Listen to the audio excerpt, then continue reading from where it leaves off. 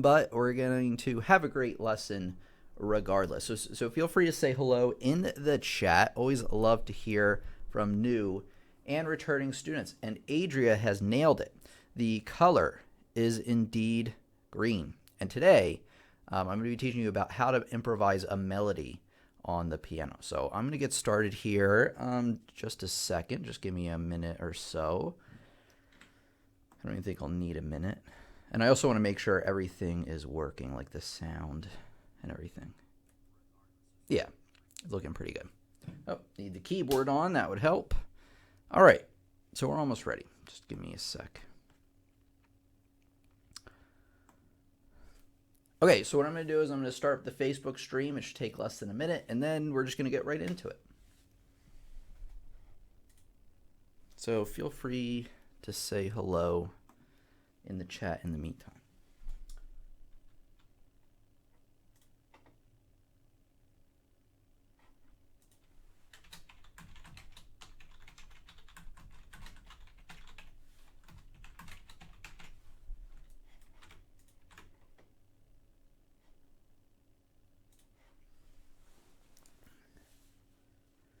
Hello students, your piano teacher Tim here from Piano Lessons on the Web. If it's your first time watching, make sure you like our page on Facebook. Make sure on YouTube you are subscribed. You have all notifications turned on by hitting that bell because we have new lessons coming out all the time. And you don't want to miss a beat, do you? Today I'm going to be teaching you about how to improvise a melody. So let's take a look here. And anybody that's new today, I tend to answer questions a little bit later, so don't think that I'm ignoring you. I just like to get into the lesson, and then I'll answer as many questions as I can. Like I said, I'm really tired today, so I might end it a little bit earlier, but we'll get through the main lesson here. Let's do this. Okay, I'm going to do the intro. Being able to make up a melody on the spot is a super useful skill when improvising, but also with playing the piano as a whole. Well, your piano teacher Tim here, and today I'm going to be teaching you about how to make up a melody on the spot. Let me try that one more time. A little bit of word salad there. Being able to improvise or make up a melody on the spot is a really useful skill when improvising and learning the piano as a whole.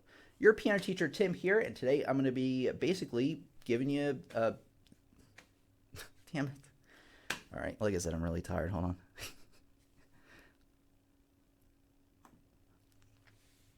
Last one. I'm going to nail it this time. Being able to improvise a melody is so important when you're learning how... Being able to improvise a melody or make one up on the spot is a super useful skill when it comes to improvising and learning piano as a whole.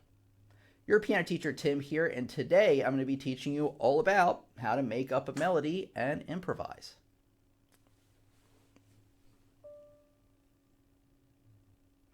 Let me do this. Your piano teacher Tim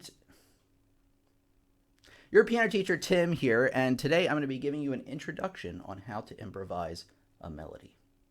There you go. I think I can chop that together and make that work. Sorry about that, everybody.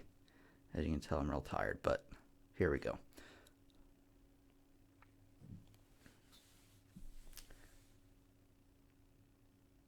Before we really get into it, you need to understand a few key terms before we begin. First of all, what is a melody? Well, the melody is usually the top part of the piece. It can be on the left hand as well, but usually on the top. And it's the part of the song that you will remember and hum to yourself. So say Jingle Bells, right? That is the melody for Jingle Bells. The background chords happen to be called the harmony. So just be aware that melody is like that. It's usually one note at a time going on, and then harmony is usually where you're hitting multiple notes, and that provides the background sound. Okay, just hold on. We also need to go over what a key is. A key is basically all the notes you're going to be seeing in a sheet of music with any sharps or flats added in. Keys tend to have either, not tend, they always have either sharps or flats. You're not going to see a key with a B flat and an F sharp or something like that. That doesn't happen. You're just either going to have a key with a certain number of sharps or a certain number of flats. And they go up to 7 sharps and 7 flats. And the reason behind that is that when we have a scale, which is when you put all of the notes in a key together from beginning to end, we have 7 individual notes. So you can really only sharp those 7 notes. You can't sharp any more than that, otherwise it'll just be redundant. Okay, let me bring this up here.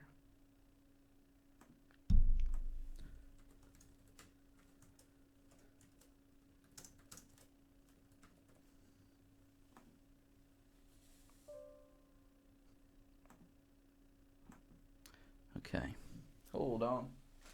Almost got it.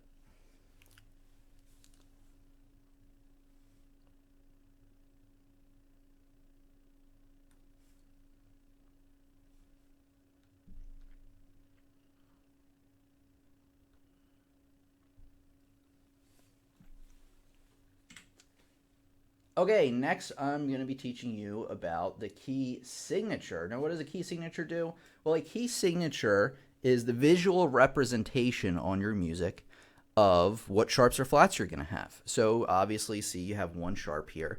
And basically, this is how it works. So if you had a note right here on that top line where that sharp is, what note would that be?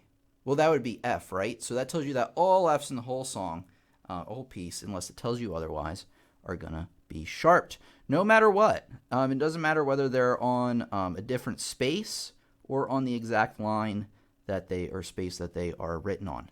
Now, obviously, like I mentioned before, take a look through here. We have all of our different keys. They go up in sharps, and whenever you're adding sharps in a key, you have all of the previous sharps before that. So the key of G major has 1 sharp, F sharp.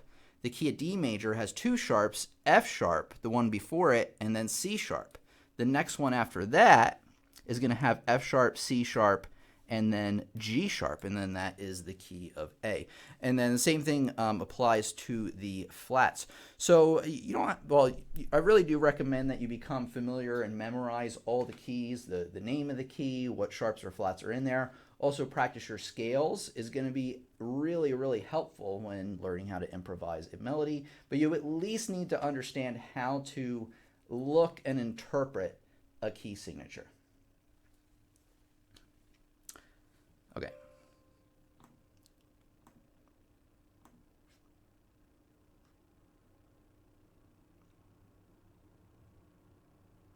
Okay.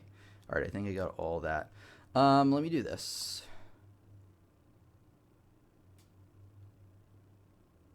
Are you putting on these on YouTube as a separate video? Yes.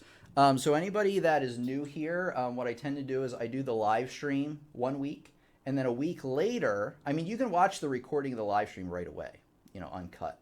What I do is a week later, I put out a cut version, which is all edited together. I actually add in some things to enhance the lesson as well. So if you want the cut down version of this lesson, just wait until next week.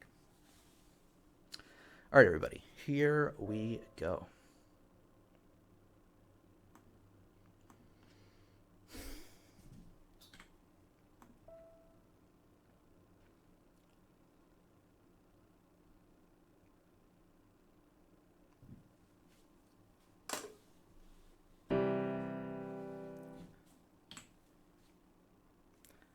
Okay, some important melody tips. We're finally onto the main part of the lesson here.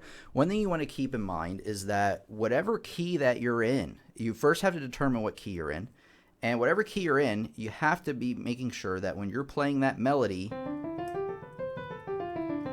that you have any necessary sharps or flats that are included in that key. Because if you don't do that, then it's going to sound terrible. So like I mentioned before, learn all of your scales if possible, because you'll just know them right off the bat. And when we're using our improvise, when we're improvising our melody, we're actually going to be using segments of the scale. We're either going to be using just part of the scale. We might skip up the scale. In an arpeggio, we might leap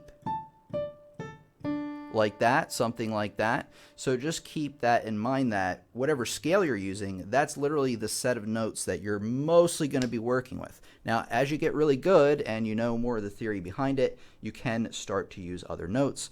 But for right now, stick to those key notes. Okay, building on that, you also have to pay attention to whatever chords that are going on in your left hand. So if you're improvising a melody with a band, you have to know what chords they're playing in what measures.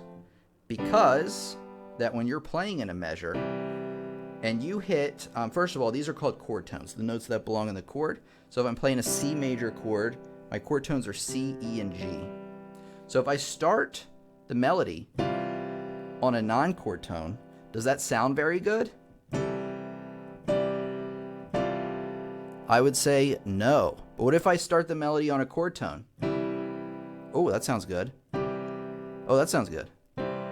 That sounds good. So when you're first learning how to do this, play it safe, and you have to pay attention to each measure and what's going on with the chords in it.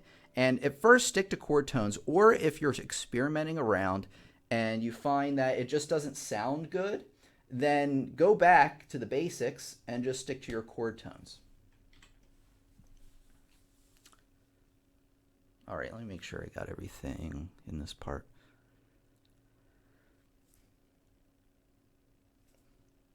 Now, if you want to learn how to use non-chord tones, that's a whole set of music theory, basically. I'm not going to go over that today because it would just make the lesson way too long. But if you start to get really good at using the chord tones and your melodies are sounding too simplistic, then look up something called non-chord tones and learn how those work. Just throwing that out there in case you really want to get into this stuff. Okay.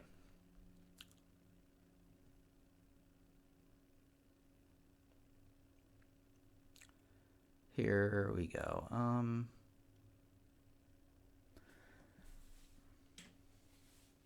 right, now I'm going to teach you about what makes a good melody. Well, I got to explain three things. A melody does three things. It steps, it skips, and it leaps. So what does that mean? Well, stepping is literally when you're moving from one note to the next note. I mean, you can move up and down, that's no problem, but you're moving between consecutive notes right next to each other. Skips are literally when you're skipping every other note, just like that. Leap is when you basically jump higher than a skip. So even that would be considered a leap because that is a skip. Now, what's the deal with this? Why did I bring this up? Well, a melody uses mostly steps, fewer skips, and way fewer leaps. Now, let's take a look here. So if I start out the melody, right, and what would happen, and I said they use very few leaps. What if I used all leaps? I'm going to kind of demonstrate why a melody usually doesn't use a lot of leaps. Well, I'm just going to do all leaps.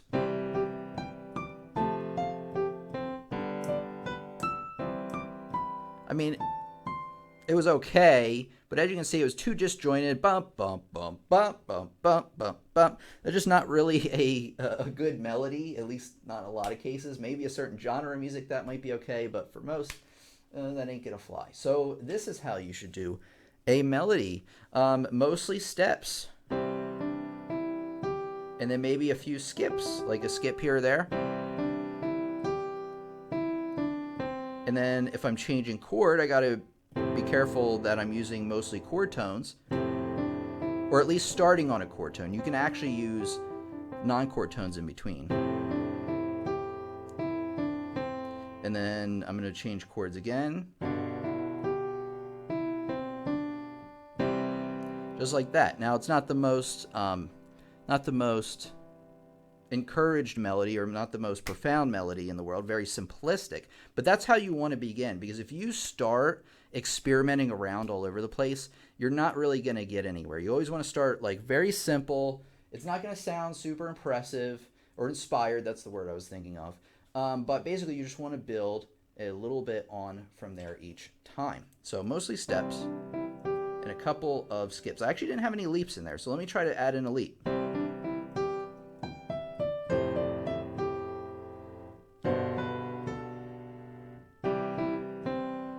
Yeah, that was a little bit better. So I just added in a couple leaps here or there. So just keep that in mind.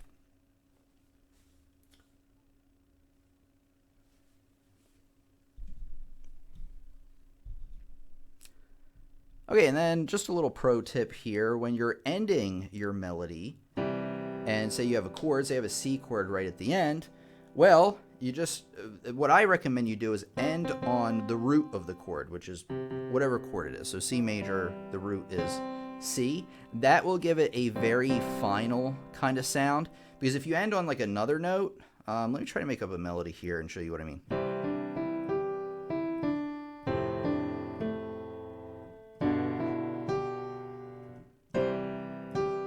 See, if I end there, it kind of sounds like it should continue, whereas if I do this, that sounds a lot more final. So that's just a little pro tip for you.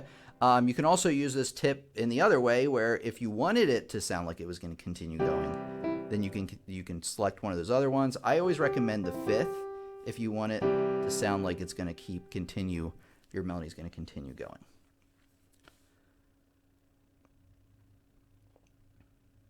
Okay. Let me get something out here for you guys that I think is going to be a good visual tool. Just hold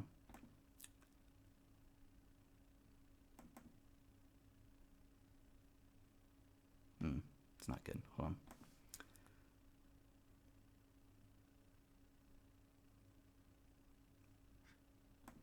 This one might be all right. I feel like I use this for everything, though.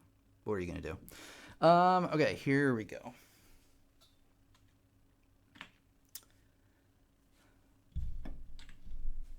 Next, I'm going to teach you a little bit about phrasing, because if you just kind of make up the melody and it just kind of flows without any kind of direction, it's not really going to have the kind of impact that you as the composer might want it to have. So let's take a look at a piece of music together and just take a look at the melody here on this first line.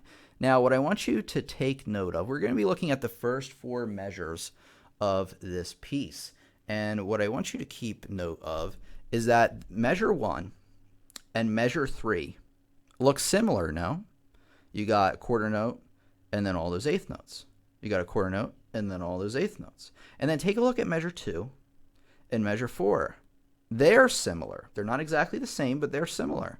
You got the D, G, G, and then 4, just those 3 G's there, but the same kind of movement, same kind of pattern. So what you need to start doing is thinking about, when you're improvising a melody, on basically how you can create these little segments or these little phrases so that it makes sense. So let's just kind of apply it to what we're doing here. So I'm going to be playing a simple 1, 4, 5, 1 progression. If you don't know what that is, totally fine. Not super important for this lesson, but just say that's what we got. And let's take a look here. So in measure 1, what I want is for measure 1 and measure 3 to be similar. Measure 2 and measure 4 to be similar, so that they have a kind of flow to them. Here we go. And here's measure 2. It's going to be completely different. And then measure 3. And then that was similar to measure 1. And then back to the last one, which was similar to measure 4. So, oops, sorry.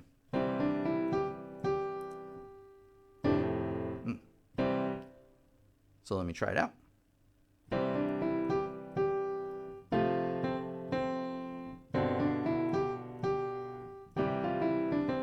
Something like that.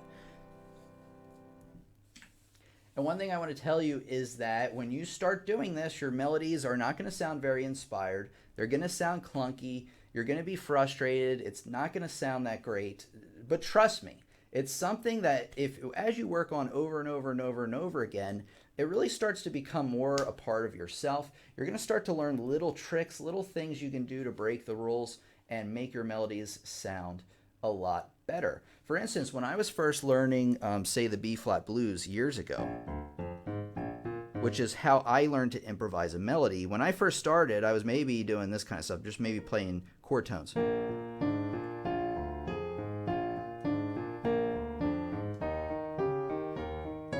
Which, don't get me wrong, none of the notes clash because they're all chord tones, but not very exciting. But since I've gotten really good at it,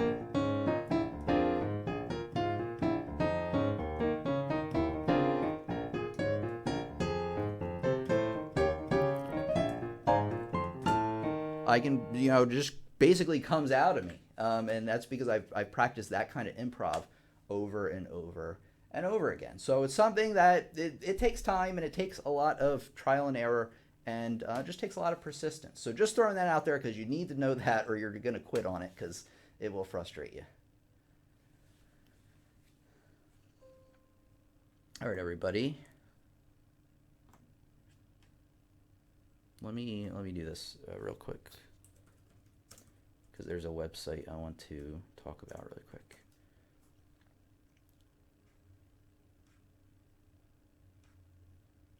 Here we go.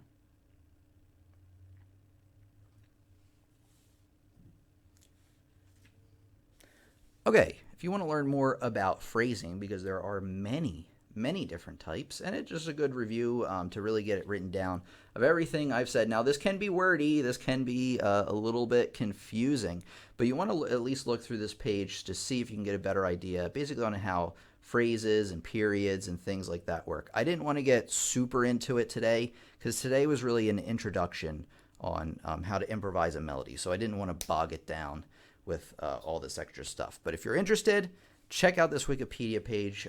It just, go to Wikipedia. You can type in music phrases, or I will try, somebody will remind me, I'm sure, to put a link to this in the description.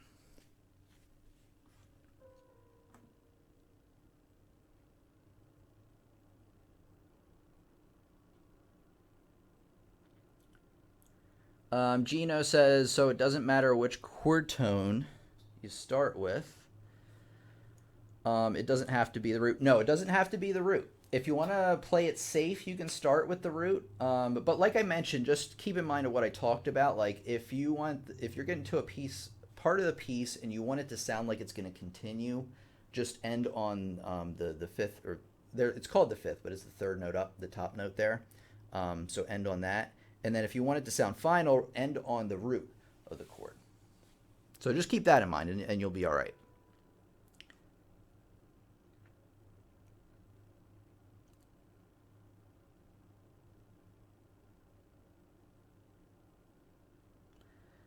James says, aha, trying to show us how not to be a perfectionist first time out. Yeah. Yeah, exactly. Yeah, like I said, guys, I'm really tired today. I've been just missing like a little bit of sleep every night for the last few days, and I think it's really catching up with me. I'm doing fine, though. Here we go. Let's continue. All right, if you found this lesson helpful, make sure you smash that like button because it lets other students know that this is a quality lesson that they can learn from as well. Okay, back to the lesson. All right, let me see how much more there is because I think I covered a lot of it, if not most of it. Yeah, I think we got it pretty much. Let me look through, see if there weren't any questions that weren't already answered by our wonderful student Jeremy here. And welcome, Gino. Welcome, Fanny. Welcome, Revem, and Adria, and James. All right, everybody, let me do this. So what I'm going to do is bring up the website. So if you're digging what you see over here on the channel, you're finding my lessons really, really helpful, make sure you check out my website, pianolessonsontheweb.com, where I have over 20 courses designed to help you learn a lot more about piano and music. And whether you're a beginner who needs a solid foundation to build on, or you have experience already and you're looking to take things to that next level, my courses will help you do just that. You're going to be able to learn piano, music theory, improvisation, rhythm, ear training, and pretty much anything else I thought you would need to be a well-rounded musician. Now, if you just discovered me, or you need a review of the basics, then I have courses there for you.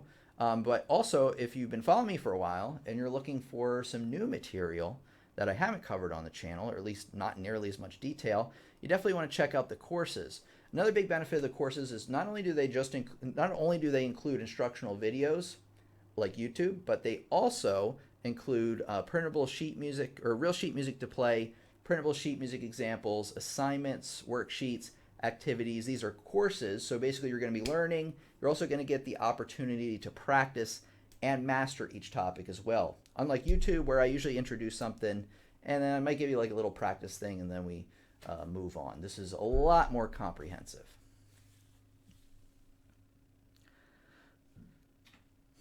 All right, so go over there, check it out. You can check out the course packages.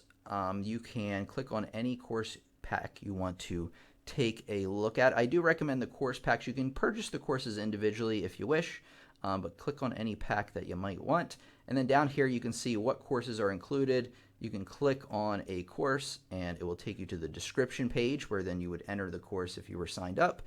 And then it tells you all sorts of things, like what you're going to be able to do at the end of the course, what you need to know, how long it's going to take to finish the course, just kind of a rough estimate there. And then basically how you can sign up for the course, either individually, the intermediate pack, or it's also included in that all course access. So one thing I want to tell you is that use code YouTube for 15% off any order. It doesn't matter whether it's an individual course or any course pack.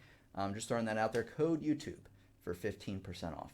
So go to pianolessonsontheweb.com today and just see what my courses can offer for you.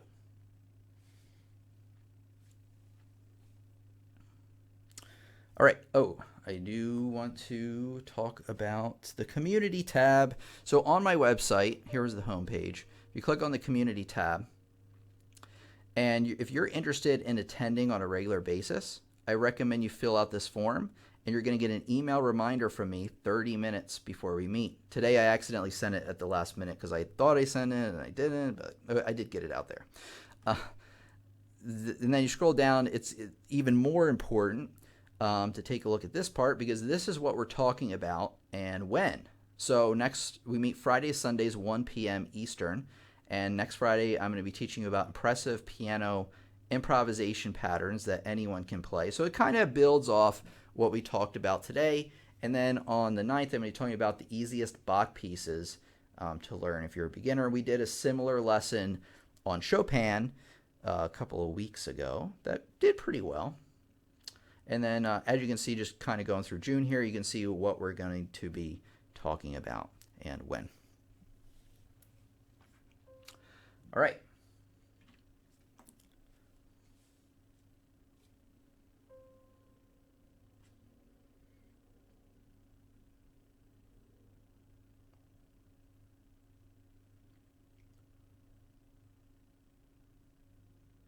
Yeah, tonic.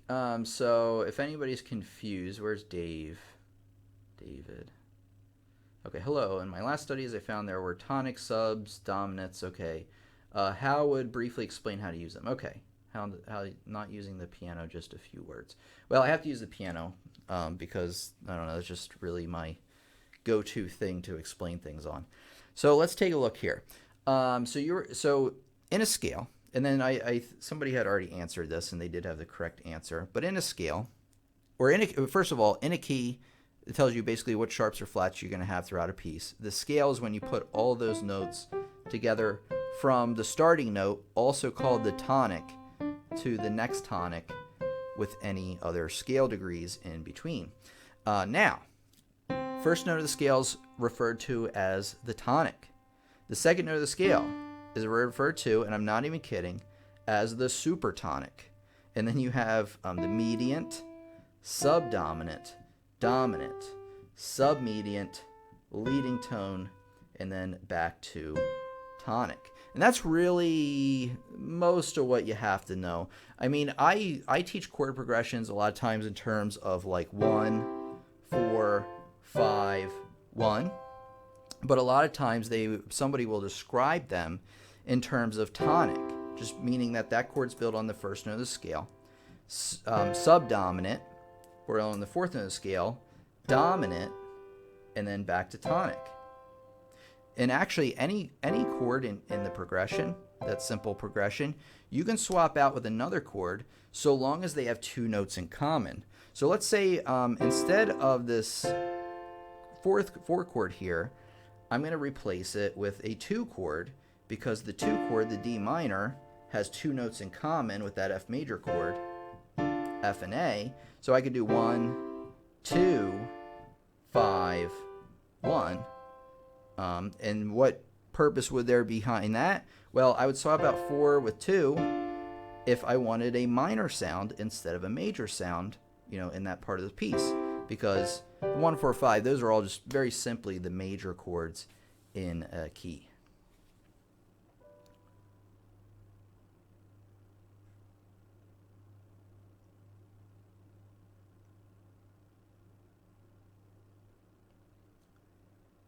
Hello, Nick Sun. What is it? Nick Suniverse? I think I've seen your name before, maybe. Hello, thanks so much for these tutorials. I enrolled in your maybe that's where I've seen it. I've enrolled in your online course, and if we have any questions, can we still email you for help? Absolutely. I'm still struggling with note value. Yeah, please email me. Please do. Not only can you do it, but please do it. I encourage it. Absolutely. Please email me with your problem, and because I don't want you confused and angry, and frustrated, and I don't want you to not get the value out of the lessons that you should be. So yeah, please contact me. It might take I try to get to everybody within a day. On a rare occasion it might take a little longer, and then on a really rare occasion it gets lost somehow. It gets sent to junk mail. I try to check my junk mail all the time, but if for some reason I don't get back to you, just send me another one and I'll get back to you. But I've been trying to do a better and better job getting back to people. Let's see here. Cool, thanks. All right. You're welcome. Adria says, I guess we finally got a blooper reel from Tim. You did. Usually I'm so on point that I barely have to redo anything, which actually isn't even a joke. Like, I'm pretty good these days. I know back when we first started the live stream, I would have to redo parts over and over again, but I've gotten really good at it, except for today. Like I said, I think I just need some rest, and then I'll be good to go.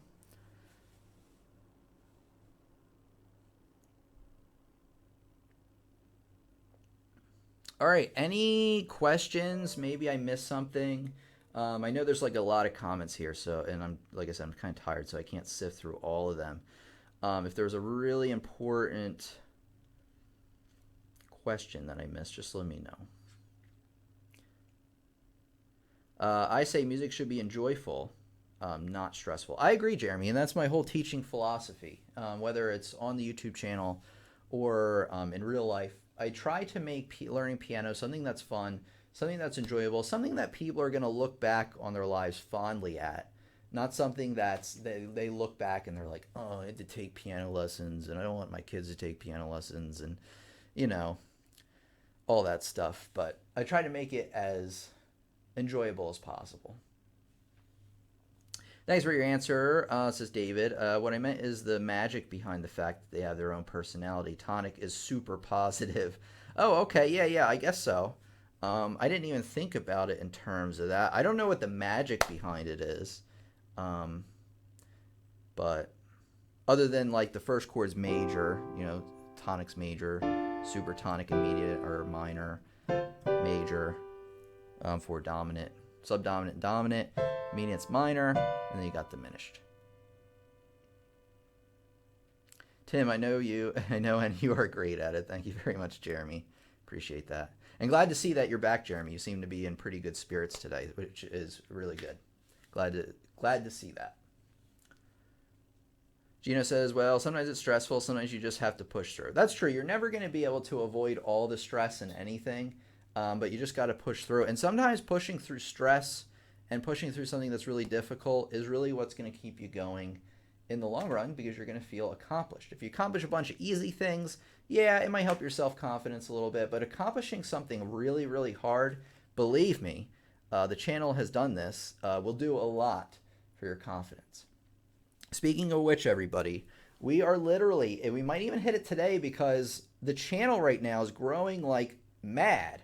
I had a lesson recently that took off. Whenever the channel takes off, what happens is I release a lesson, and then YouTube, it gets a lot of good positive signals about the lesson, and then it promotes it all over the place, and then my channel grows like crazy. So that's going on right now. We're going to hit 100,000 subscribers, I think today or very early tomorrow.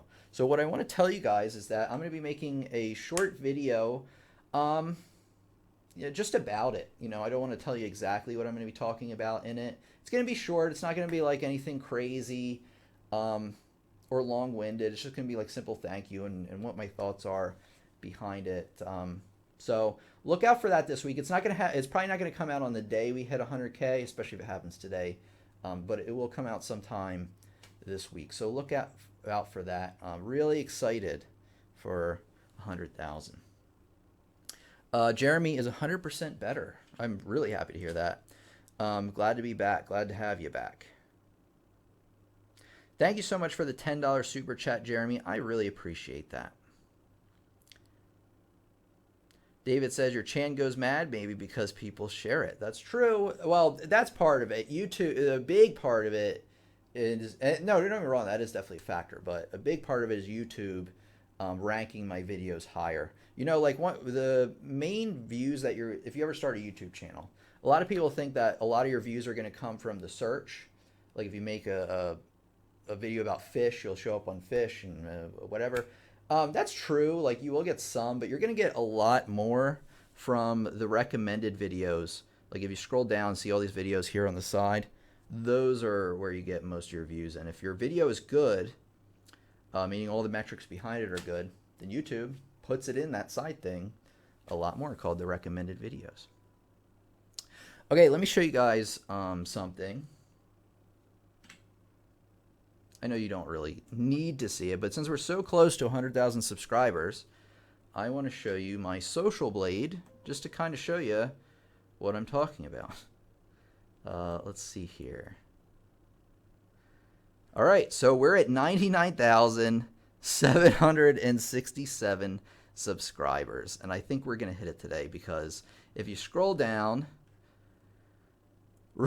like, look at these daily numbers. So before it was like hitting 100 sometimes, a little bit under 100. It was actually, the channel was slowing down a little bit for a while, which happens. You get times where it really surges and it kind of falls off a little bit and surges and falls off.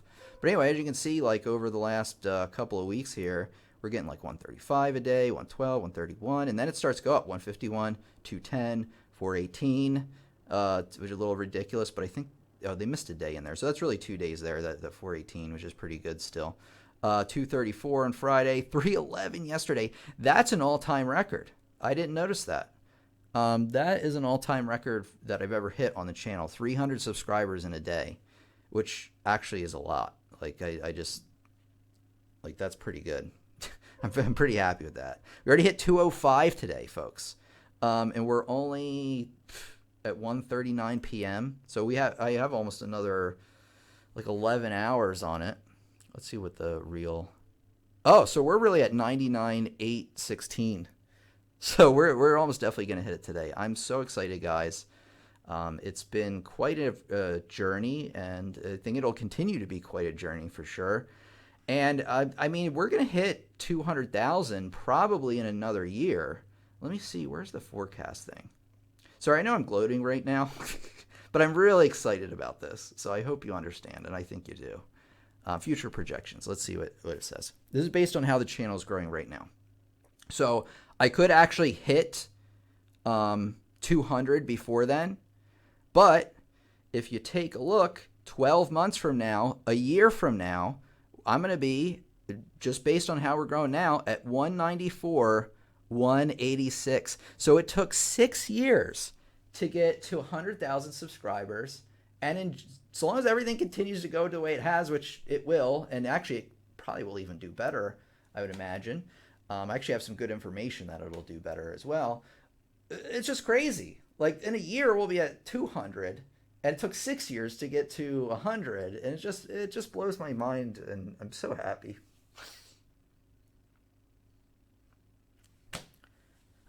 I mean, I'm not happy about the number, but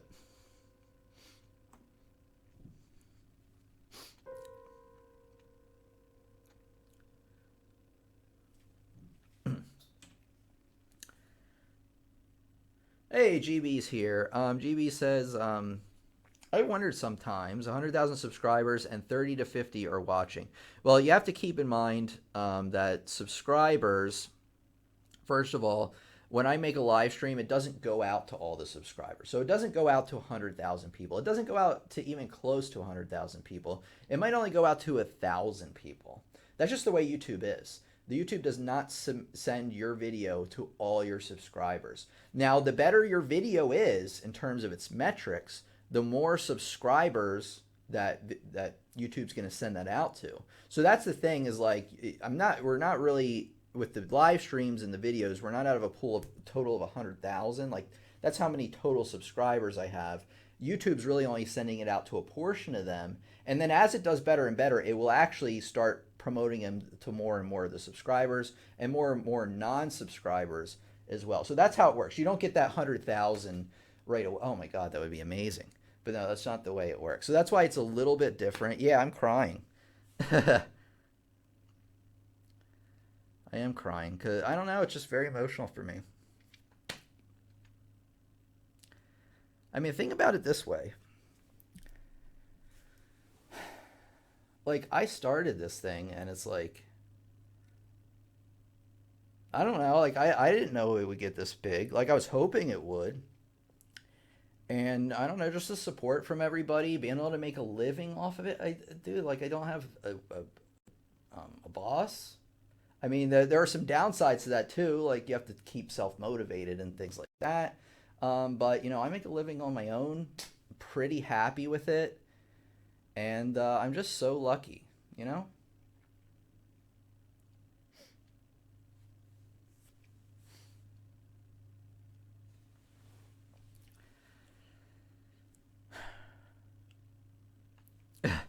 All past offers pushing emos. Yeah, I agree.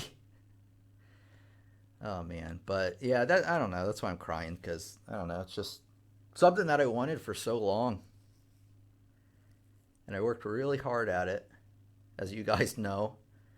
And we're here, and we're gonna keep going. So I'm happy, dude. Anyway, I think I'm gonna let you guys go. Let me do an outro. Sorry for. Well, I'm not gonna apologize. I'm really happy about it. I'm gonna show off when we hit a big milestone like that. That is awesome. Ever since you made that testimonial video some time ago, that is when your channel started to take off. When was that? Testimonial video. And your lessons helped your channel grow, getting bigger. So exciting. I agree. I'm trying to remember what the testimonial video is. It sounds vaguely familiar. I've made over 1,000 videos. I actually have the total number. I've made over 1,000 videos over the last 6 years. So there's a lot of videos out there. But thanks, everybody.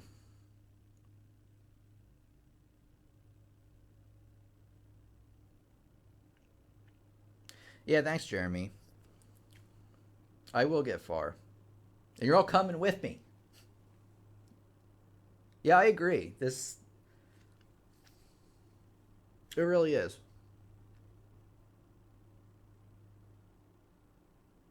Fanny also brings up a good point about the live streams is that not everybody is available also to attend the live streams. We actually get, keep in mind that we might only get 50 viewers here live, but a few hours as the video is released, we get about 1,000 in the first day. And then if it does really well, it continues to keep growing after that.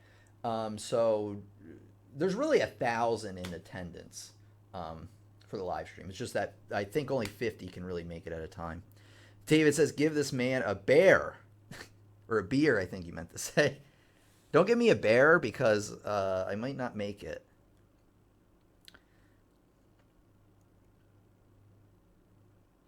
All right, everybody. Oh, yeah. I need to make an outro. Let me think about what I want to do.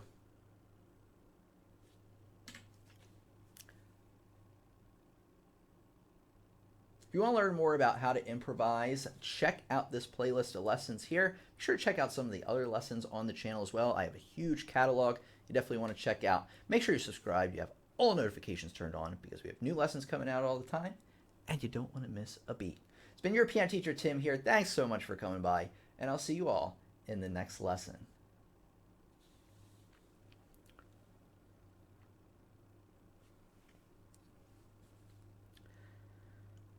So happy for you, says Extra Chaos. Thank you very much. Hello, the bird. Welcome out. Glad you could make it here at the tail end. Tim, congrats. I want to learn something there. Arranged by Kyle Landry. I'm familiar with Kyle. I mean, I've never talked to him, but I know who he is. That's another guy who worked really hard. I remember when he first started, and he didn't have nearly the subscribers he had today. He had way less than I do at that time. So that guy's a hard worker. The bird missed it all. Sorry about that, the bird. I meant both.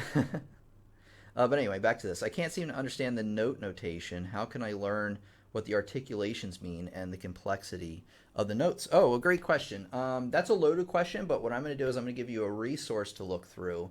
It's called something called the List of Musical Symbols, I believe. And what this is going to do for you is it just like a list. Well, let me find it, and then I'll show you.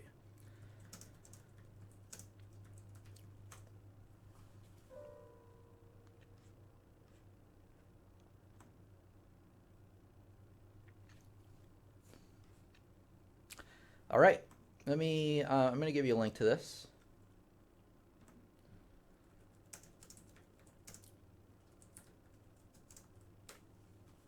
Okay, so check out that link I sent you. Let me show you what it's all about, though. So this is the list of musical symbols, and if you're not familiar with anything, first of all, if you know the name of something, you can obviously check out the contents, click on it, and then it will take you there. However, if you don't know the name of something, you're just going to kind of have to scroll down.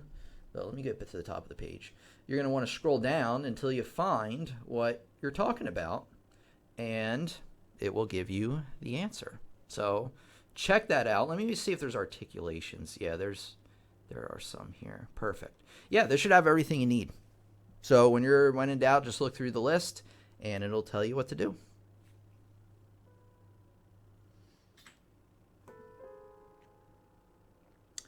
All right, everybody. Thanks for coming by. Funny how your chat is advanced from the video here and always 20 seconds late on your side. Yeah, there's a delay, and I actually can't do anything about that. That's a YouTube thing. There is actually an option to reduce the latency and the delay. However, it creates video and audio problems, which, as you can imagine, is probably more annoying than the chat being slow.